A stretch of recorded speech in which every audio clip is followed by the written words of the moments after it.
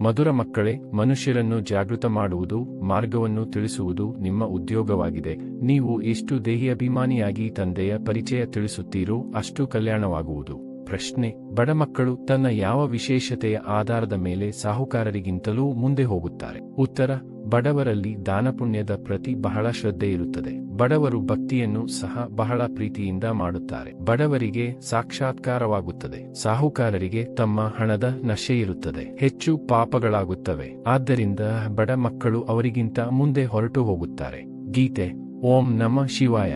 ಧಾರಣೆಗಾಗಿ ಮುಖ್ಯ ಸಾರ: 1. ದೇಹಾಭಿಮಾನದಲ್ಲಿ ಬಂದು ಯಾವುದೇ ಪ್ರಕಾರದ ಫ್ಯಾಷನ್ ಮಾಡಬಾರದು. ಹೆಚ್ಚು ಆಸಕ್ತಿ ಇಡಬಾರದು.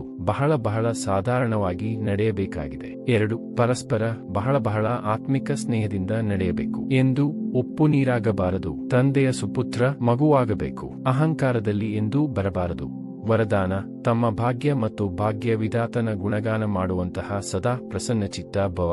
ಸ್ಲೋಗನ್: ಏಕ್ನಾಮಿ. ಒಬ್ಬ ತಂದೆಯ ಹೊರತು ಮತ್ಯಾರೂ ಇಲ್ಲ ಮತ್ತು ಏಕಾನಮಿ ಉಳಿತಾಯದಿಂದ ನಡೆಯುವುದೇ ಬ್ರಾಹ್ಮಣ ಜೀವನದಲ್ಲಿ ಸಫಲತೆಗೆ ಆಧಾರವಾಗಿದೆ.